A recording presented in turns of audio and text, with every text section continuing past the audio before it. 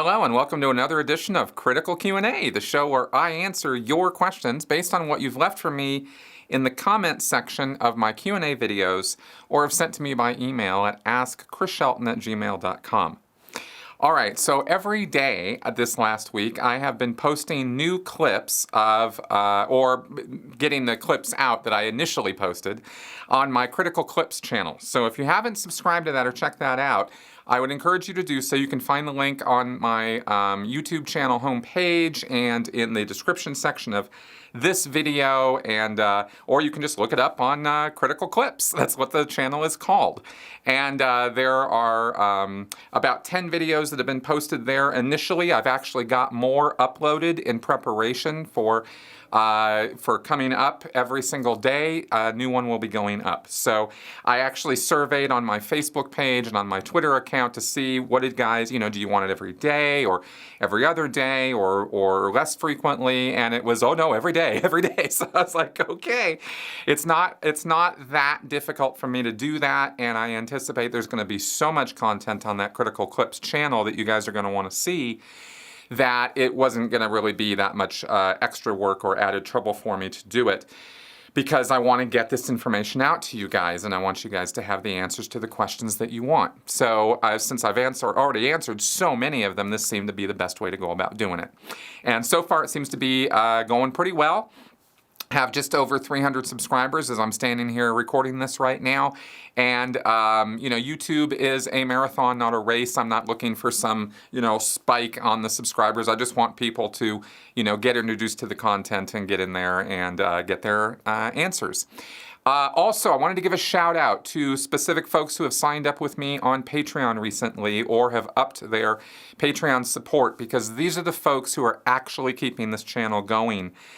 Because it's not free to do this, and it's your support that allows me to keep doing it. So, big shout out to BJT for upping your amount, to Jason Smith, Jose Ignacio, Christopher Nakov, and Anna Dubose for signing up. Thank you very much for your support, and to Cyprian Ivanov for upping your support. Thank you, man.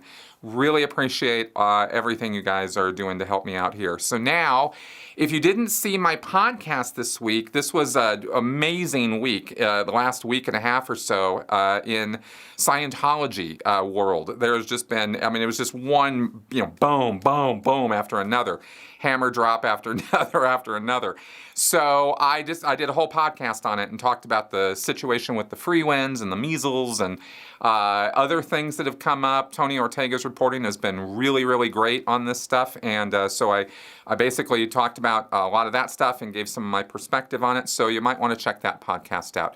It is the Sensibly Speaking podcast. And by the way, I know I say this a lot, and I'm going to keep saying it because it's kind of important to me. I really encourage you guys to check out all of the content on my channel and in my podcast, because I've put a lot of work into some of those podcasts. And yeah, they talk about politics, or they talk about sociology or psychology, or things that might not appear to be directly related to what was initially the core subject of this channel, which is Scientology. Well, that's not the core subject of this channel now. I still am going to be talking about Scientology a lot, but I've got a lot of other content, and I would encourage you guys to check it out because I think it's really good stuff. So, if I say so myself. All right, that all being said, now let's get to the point of the show. Let's get on to your questions. Brian Torpy. At what point does the church officially consider you a Scientologist? After taking the introductory courses, once you start processing, etc.?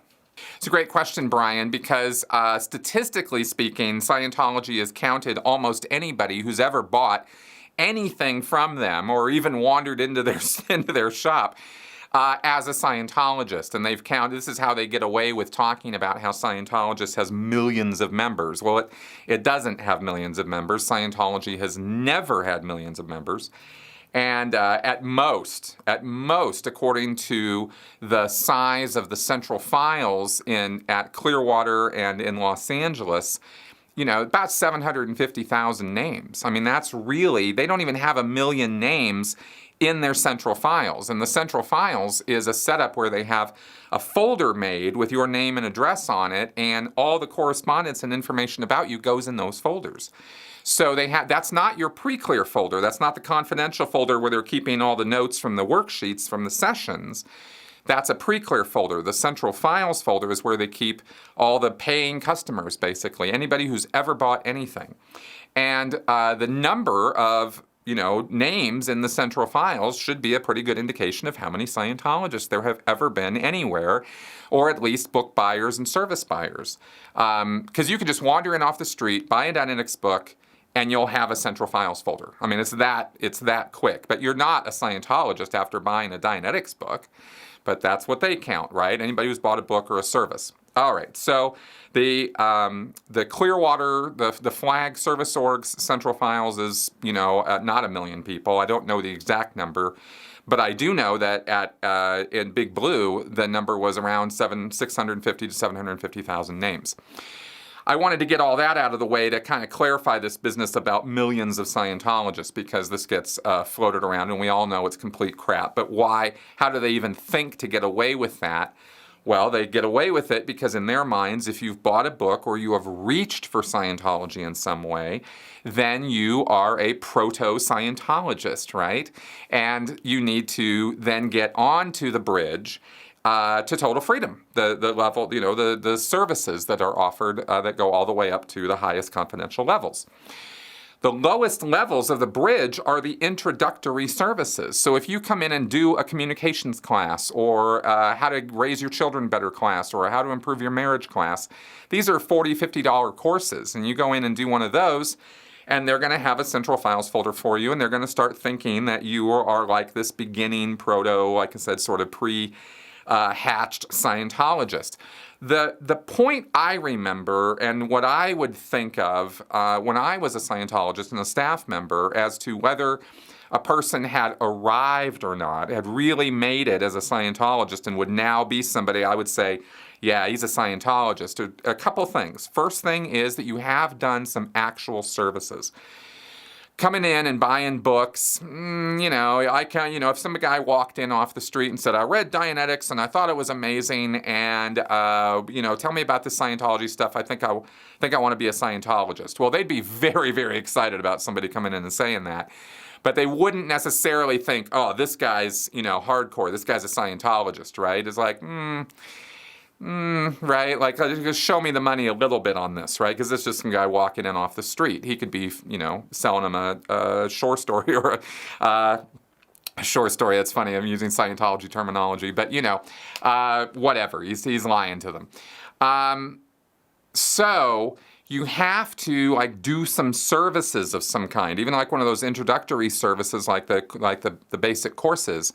And then call yourself a Scientologist, right? Like, you could do one of those services and you go, yeah, this isn't really for me, and you go out the door and you never come back. And they might count you, because of your folder and stuff as a statistic, but they're not going to necessarily think in their minds that's a Scientologist.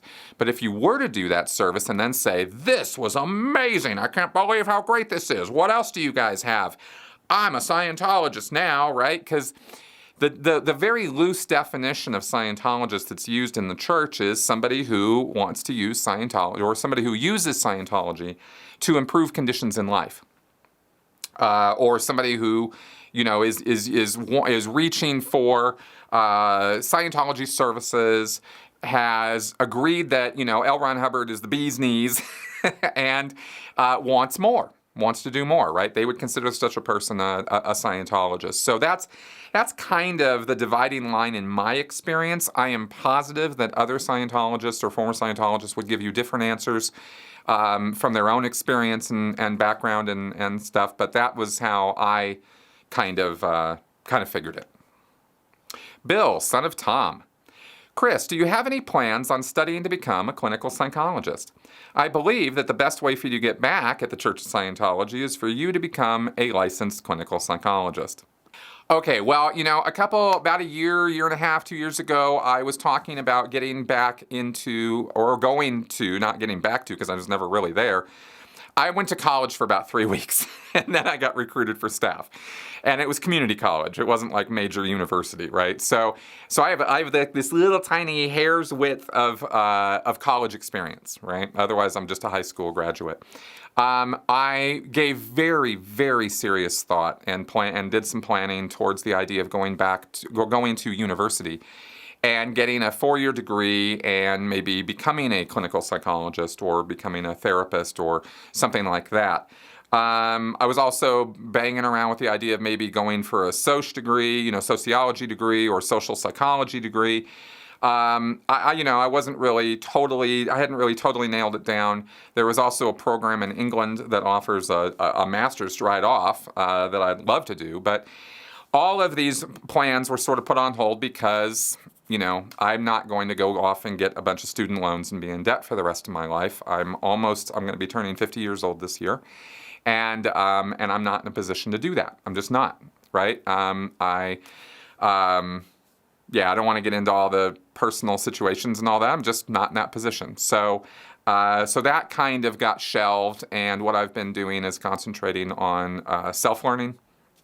And I've talked about, lectures and stuff I've been watching on YouTube from Robert Sapolsky and other sources. There's an amazing amount, more than ever in history. There is more raw data available to us through the internet than ever before. I mean, I feel like I'm at the University of Shelton here with all the studying and learning that I've been doing over the last many months. And it's been really, really amazing and frankly, life-changing.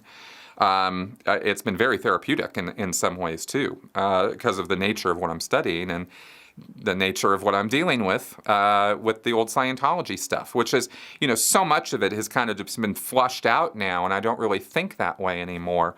But there's still remnants, there's still bits, and there's still the fact that I'm a human being and I got problems and issues that I'd like to deal with too, and help others along the way. That's really what this channel was is all about. So anyway, I don't plan now on going to university to get a 4-year degree right now, because it just doesn't seem logistically or financially feasible to do so.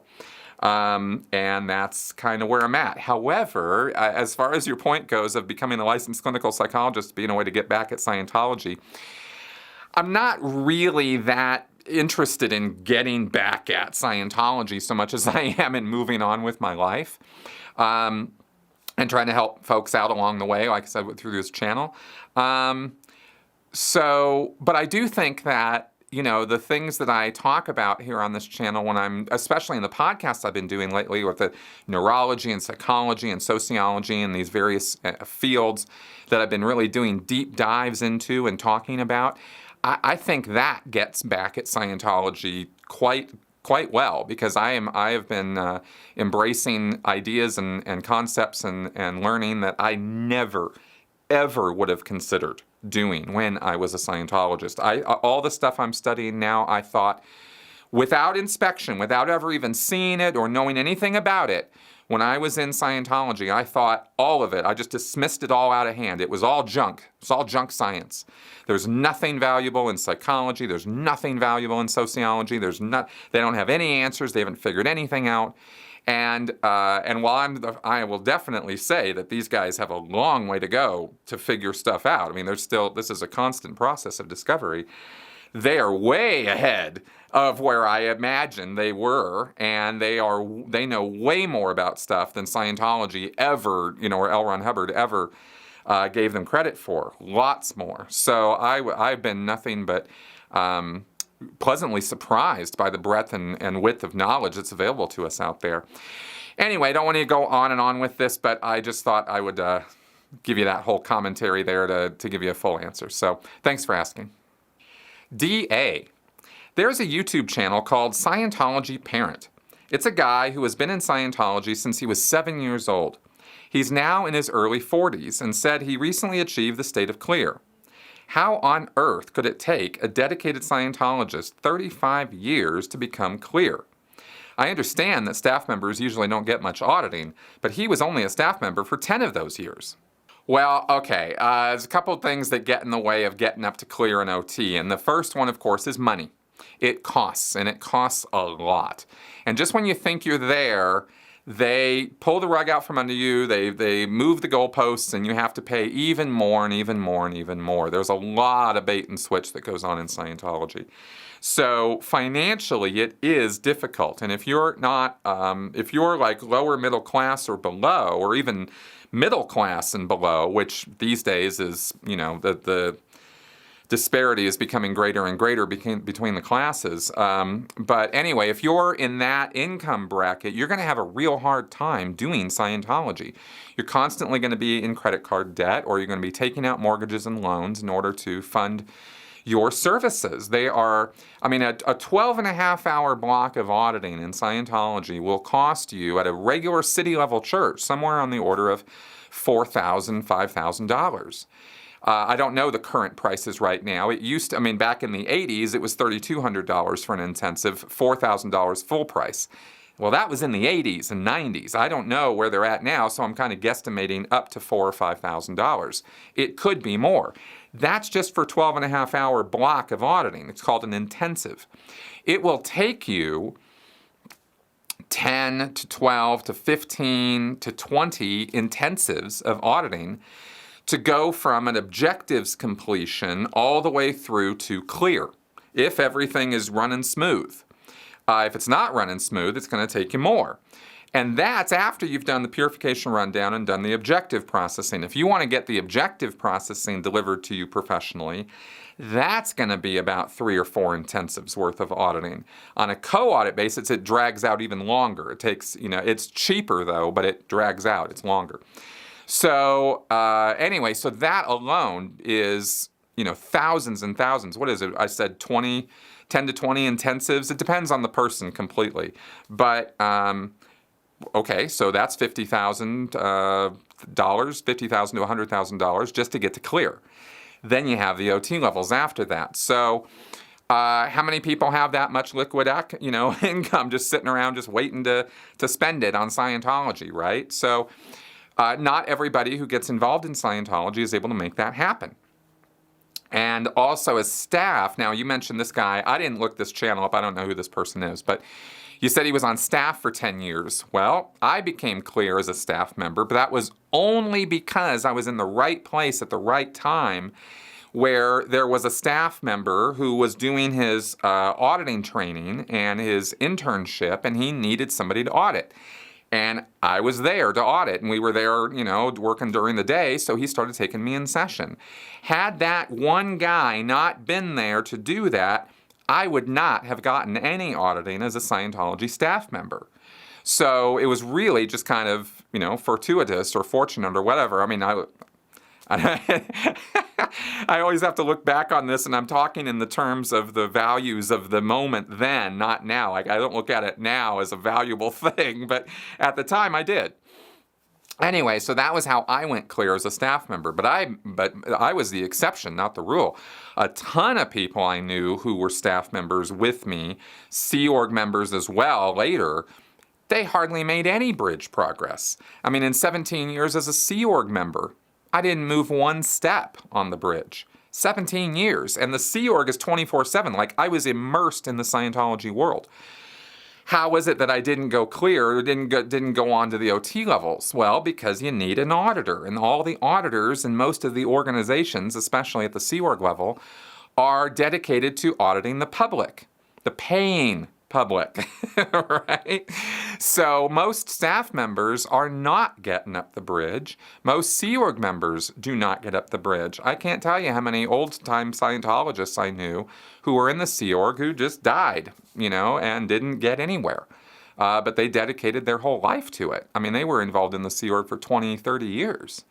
So, and there's also the other factor that I'll just comment on real fast here that also gets in the way is sometimes you have organizations or setups where you do have the possibility or availability of the staff being able to co-audit or get auditing, but they get a bit of a martyr complex going, and they feel like, they got to dedicate, I got to work hard and do all this for the public and get them going, and I'll be later, I'll take care of myself later, right? And they never do get taken care of.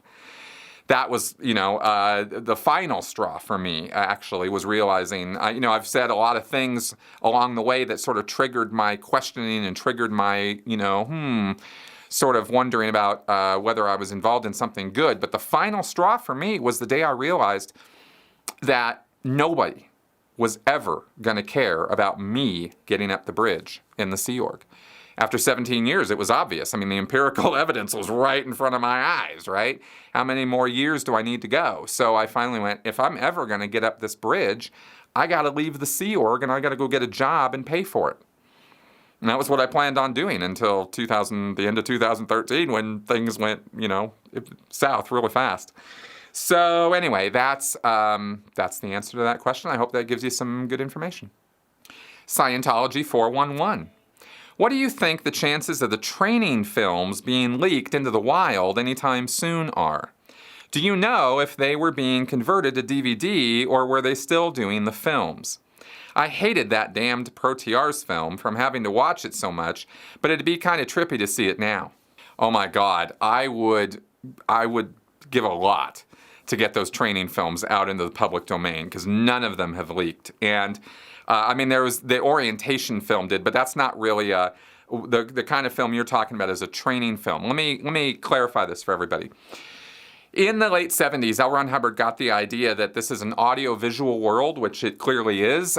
We communicate through audiovisual often, and that's the most effective way of getting ideas across to people. So he started a film unit within the Sea Org, this is now Golden Era Productions. That's why it's called Golden Era Productions. It was a film unit first. It was called Cine, or the Cine unit or something. And L. Ron Hubbard directed the films, and they shot it on 8mm or something. And the films were then edited and put together by the church, all in-house, and then they were put on these cassettes, these great big cassettes. And special projectors were sent out to every single org. They had to buy them. And then the cassettes of the films were sent out to all the orgs. And this was how you would see these films that L. Ron Hubbard had made.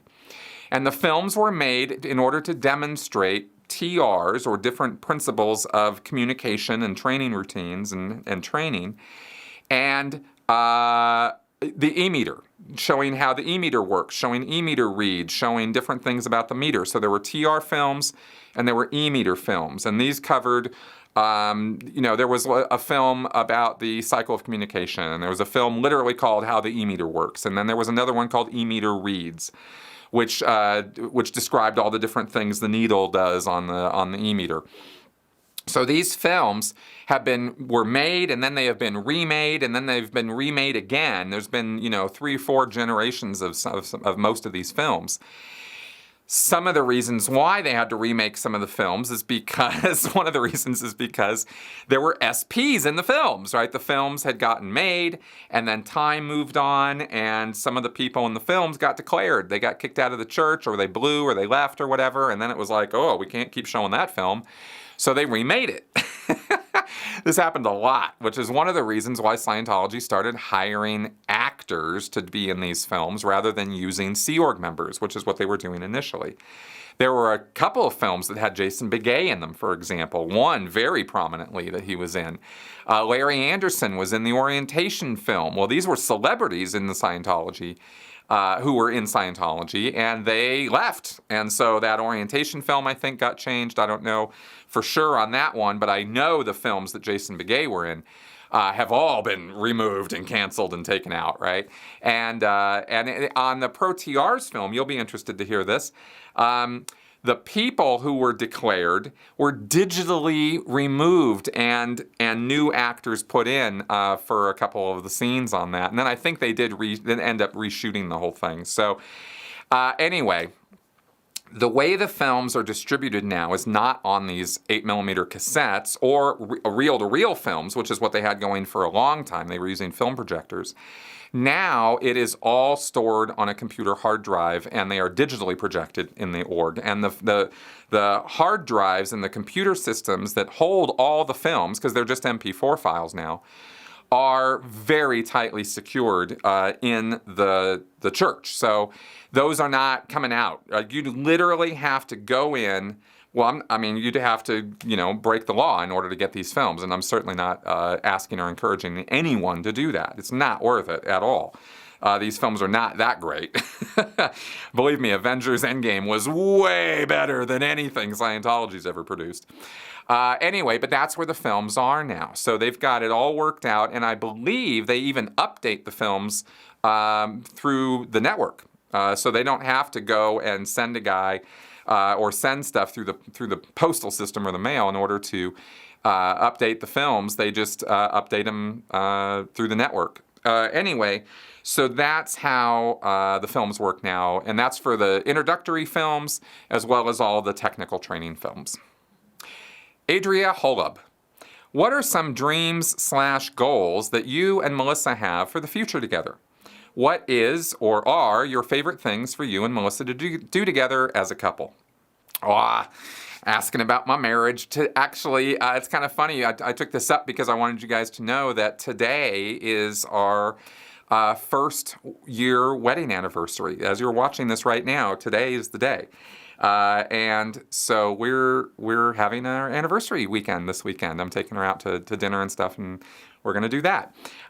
Melissa and I love to hang out. We play a lot of games together. We are watching Game of Thrones right now because she's never seen it. So we're binge watching through right now. We're just about to finish season 2. This is the second time for me, but she's never seen it. And so then we can get all caught up before the whole thing is over. It's funny, kind of the same way I did Breaking Bad. When Breaking Bad came out, I binge watched the entire series when the last 2 or 3 episodes were just about to air, So I tend to push things off to the last minute sometimes. Anyway, we do a lot of that. We like taking walks and hanging out together, and a lot of times we just kind of hang out and talk. I mean, we just kind of sit on the couch and gab at night. That's what we do. She works during the day. I work from home here doing this work. So we see each other nights and weekends, and that's generally how we hang out and do our thing. Goals-wise, we have travel goals. We have medical goals. We have things we want to get done. Get some treatment and stuff medically. But mostly we just have kind of the same kind of goals and ideas I think that most married couples do. I guess, candidly, we don't really see children in our future. Like I said, I'm about to turn 50, and financially we're in no shape for anything like that. So that's kind of where that's at. But that's not really a downer for either one of us. So it's nothing to be, sad or anything about. I have a great relationship with my existing son. So I'm not, not lacking for any of that. Anyway, so that's kind of a look into our personal lives there. Thanks for asking.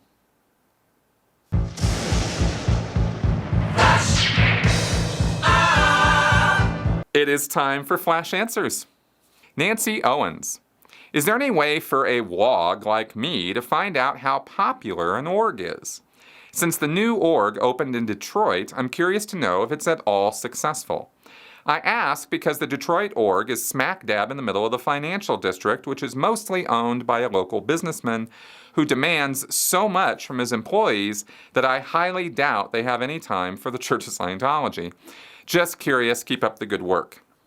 Thanks for the question, Nancy. I think if you just walk by the place at different times of the day or night, you'll see just how empty and useless the place is. I mean, Detroit is hardly a town that is screaming for Scientology. This is a city that needs financial investment and development. That is what Detroit needs, at least as far as I know. I mean, then again, what do I know? I'm in Colorado. Anyway, that's how. Really, just go by, check the place out, look through the windows, walk in. Look around.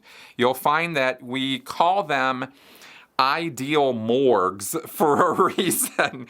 I don't know if Detroit actually did go ideal or not. It might still be in its old seedy sort of building. I don't think Detroit actually has been upgraded and renovated yet, but my memory could be failing me on that. Anyway, either way, that's how you'll get an answer to that question.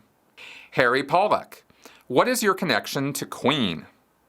I love Queen. Queen is, as far as I'm concerned, one of the greatest rock bands of all time. I think Freddie Mercury had this amazing killer voice. I mean, opera quality voice. That is not something you find in rock very often. And I just love their music. Always have. I grew up with Queen. I mean, the Flash Gordon soundtrack, the Highlander soundtrack, and then Queen's songs, you know. I mean, they're amazing. So, and of course, they fit perfectly with the Flash answers. So that's what my connection with Queen. Susan Hepler. I'm sure many have reached out for help to escape the church, but has anyone from any other cult reached out to you? Yes, definitely. I get emails and phone calls even. I've had long discussions with people who were former members of other destructive cults or religious groups that were acting like cults, and they reached out to me for help, and I was willing to give it to them. And I don't as a usual practice, try to be some kind of faux therapist or something. But if somebody reaches out to me for help, I'll share my knowledge and experience with them. And so far that has worked out pretty well. Okay, everybody, thank you very much for coming around and watching. I hope you were informed, entertained, and educated. If so, then I have done my job for this week. Please leave any questions, comments, or feedback in the comments section here on YouTube. And don't forget that I put that Amazon storefront up for you guys to check out any written literature that I would recommend you read. I've got some really good books up there that I think you guys want to check out. Link below.